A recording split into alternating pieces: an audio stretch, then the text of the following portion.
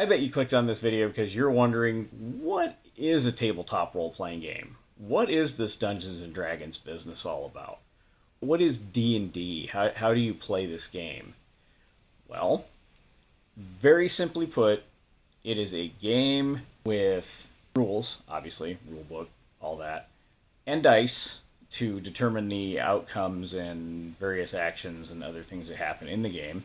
Somewhat like a board game, not quite. The most common definition is probably that of just a bunch of people, adults, teenagers, whatever, playing pretend around a table with rules and dice.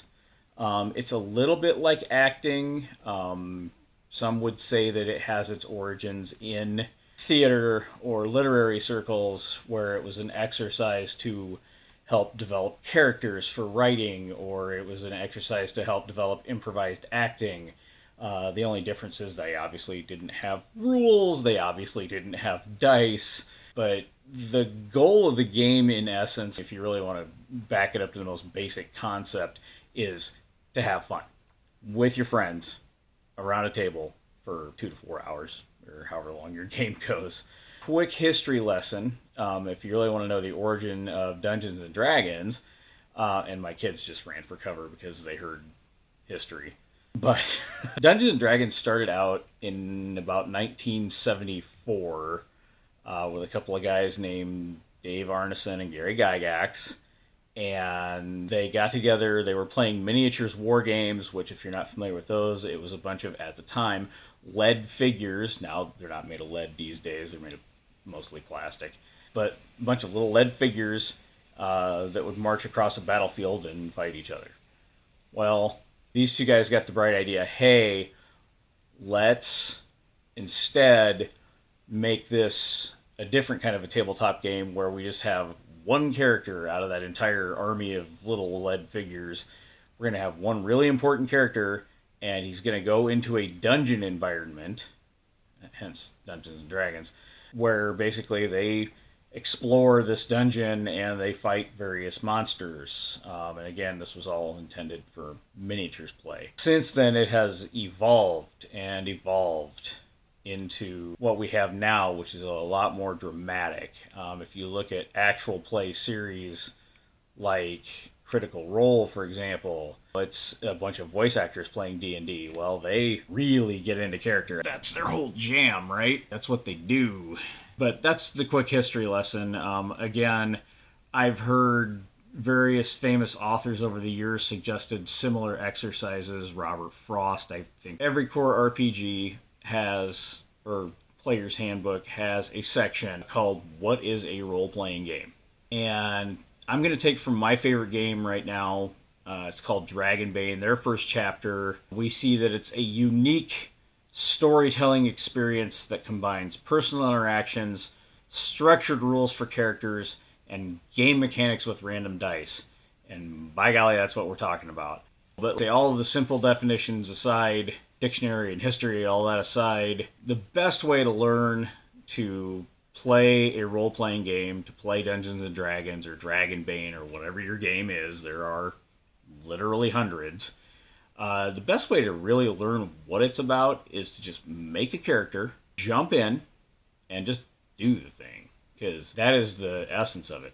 Now, in a typical role-playing game situation like Dungeons and Dragons, one player takes on the role of game master or dungeon master if you're playing D&D. It's all the same thing. There's different games have different names for it, so it might be storyteller, game master, dungeon master, moderator. Rabble rouser is one of my favorites. It's from Easy D6. Game moderator, games master with an S, which I don't know about that one. But I've heard hundreds of these different terms for game master. But basically, it's the guy that sits at the head of the table, presumably, and sets up the world and sets up the scenario and writes the adventure and gives the player characters, the people that have just one character each, an idea of what's going on in the world around their characters. And I think it's very important to distinguish player from character, because a lot of people tend to smish them together and then it's really hard to understand what's going on. Player is the human, character is the thing on paper. There you go. So you have your character, who is a compilation of narrative decisions, like appearance, build, physique, personality, history, background, profession, skills. You get all the statistical stuff, how well they can fight, how well they can build a house, how well they can run 5 miles without getting tired, stuff like that. And different characters have different abilities, obviously. Most of the time, you're going to hear me talking about fantasy role playing games, just because that's the most common. Dungeons and Dragons being kind of the beast in the room, the elephant in the room kind of thing. Yeah, it's huge. It is really the probably most popular tabletop role playing game in the world. And the company who makes it, Wizards of the Coast, is actually working toward making it a video game giant, among other things. Which is why I like smaller games, and like I say, there are hundreds to choose from. And then there are different genres of tabletop role-playing games, and I'm going to touch on a few of those briefly. There's fantasy, obviously, which is elves, dragons, goblins with sticks, stuff like that. Shout out to the OG GM for the goblins with sticks reference. And then you've got horror. So the biggest name in horror right now is probably Call of Cthulhu, but again, it's not the only thing. You've got Basin, you've got the Walking Dead universe, you've got just various slasher flick is a good indie horror RPG. It's a lot of fun. But there are various, just hundreds and hundreds and hundreds of games. Now, the funny thing about horror is you can do horror in just about any tabletop role-playing game system. And I'll get more into that in another video. Right now, I just want to go through some of the other subgenres real quick. You've got science fiction, so you've got your Star Wars, Star Trek, all those other licensed IPs, Alien, and then you get into the non-licensed IPs like Starfinder. So you've got other science fiction RPGs, you've got Traveler, you've got Starfinder, you've got all kinds of mecha-related games like Battletech and Robotech, and yes, there is a Battletech RPG back in the day. And you've got Robotech, and you've got all these other games with giant robots and spaceships and science fiction-y stuff like that. You get what I mean. Then there's, let's see, we've talked about horror. Supers. This is my other favorite genre. And when I'm not talking about fantasy games, mostly I'm talking about supers because I grew up on the Marvel Superheroes RPG. Right now, my favorite game is Icons, which is another superhero RPG where you basically, your characters are superheroes. You fly around the city, you stop bank robberies, you save kittens from trees, you prevent Galactus from destroying the planet, all kinds of things like that. But that's what your characters do, and it's a lot of fun. I really enjoy superhero gaming, probably more than anything. And then you've also got your modern, your science fiction games like Cyberpunk and Cyborg and stuff like that, where basically your characters are in various modern situations where they're trying to overthrow a corporation, or they're trying to just make enough money to get by from one day to the next, which is a little close to real life for some of us. But yeah, a lot of fun. So those are the main genres. You've got your modern, your superheroes, your science fiction, your horror, and then the mother of all role-playing games is fantasy. And that's probably the genre I talk about the most, just because there are so many fantasy games that I love. And I think a lot of people too. Dungeons & Dragons is huge. That's where a lot of us got our start. And it's a lot of fun.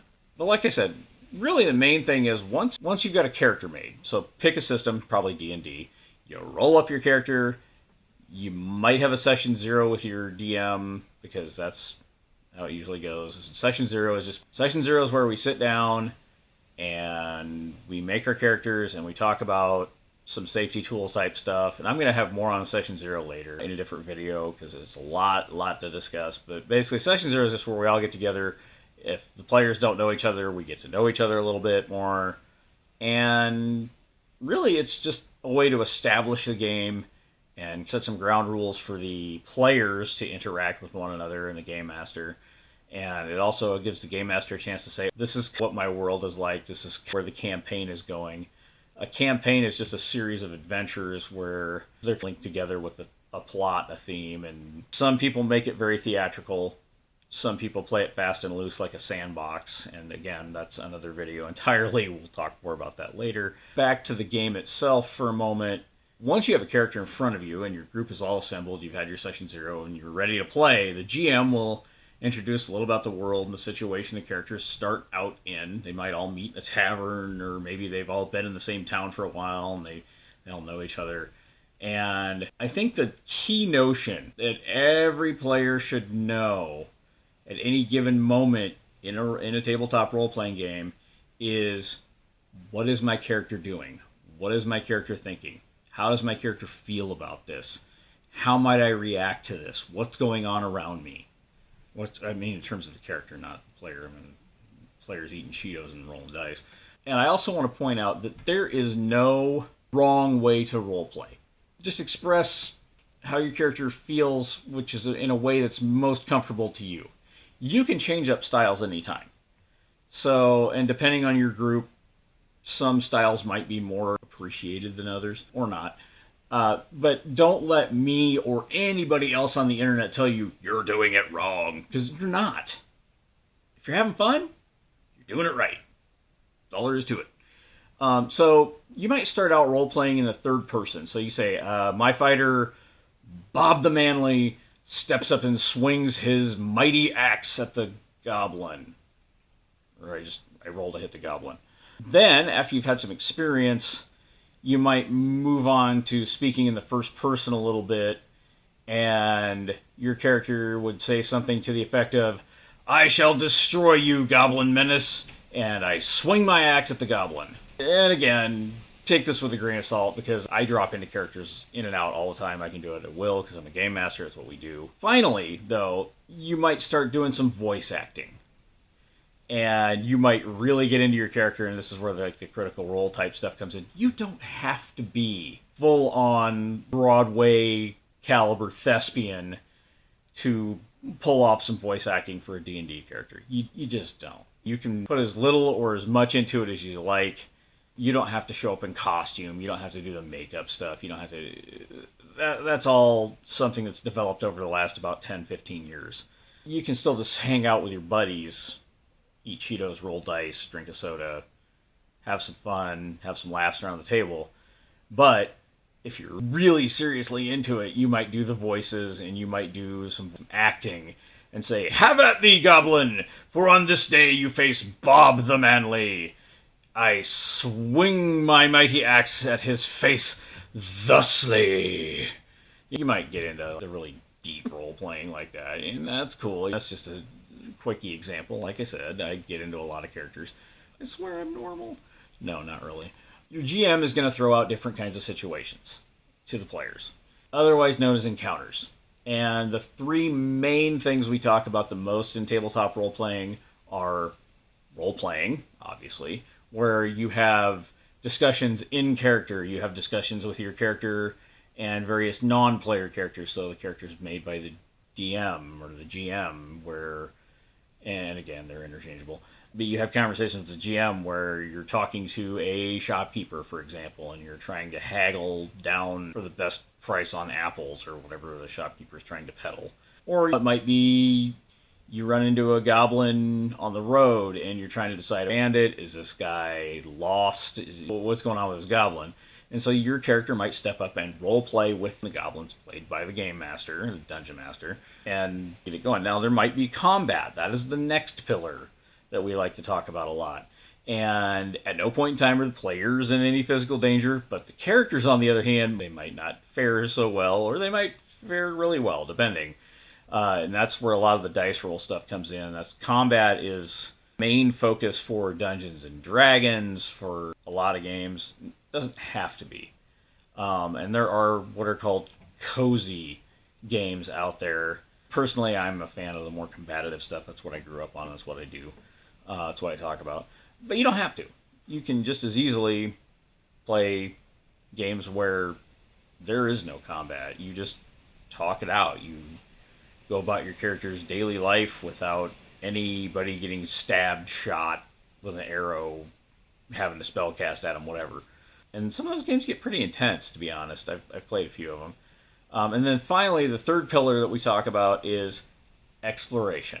Now, it might be a wilderness exploration where you're traveling from one hex to the next, and each hex is 26 miles across, and that hex, as you travel into it, the game master is going to roll, or the game master is going to have a pre-planned encounter where you might experience something. It might be combat, it might be another role-playing encounter, it might be a town, it might be a dungeon, it might be a lot of other things. And that's the other thing you get to explore in a lot of fantasy games is dungeons, and that's again where Dungeons and Dragons comes from. And that's just basically you explore this vast underground complex full of monsters and traps and probably treasure if you're lucky, and all kinds of other just interesting things. There might be puzzles, there might be some Indiana Jones type stuff where you're getting chased down the hallway by a giant boulder. It could be a lot of things. So exploration's another thing. And there are definitely dozens of different terrain type places. You can explore alien worlds. You can explore underwater. You can do all kinds of fun things with exploration, and certainly we'll get into more of that as time goes on. But along the way, your character that you have learns and grows in terms of personality and their statistics. And as the characters improve, the challenges will increase.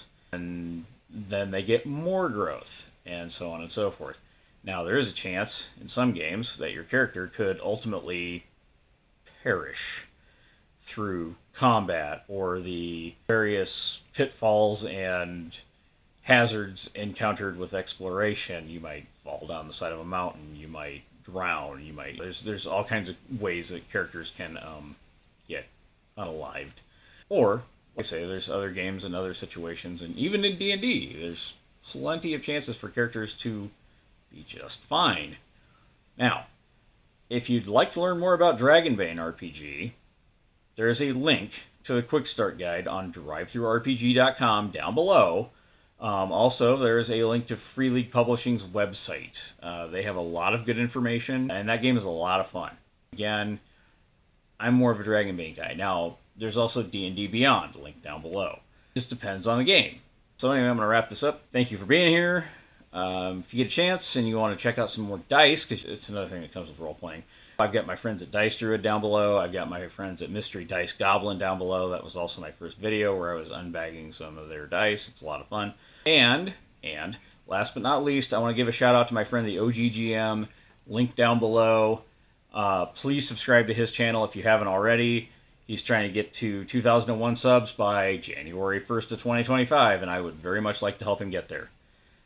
Role-playing can be defined as playing one's character through various encounters in a shared storytelling experience with friends. It should be fun. Yes, playing these games is all about fun. That's what we're here for. That's what we want to do. Now, get out there and find the thing that brings you the most joy. Thank you for stopping by.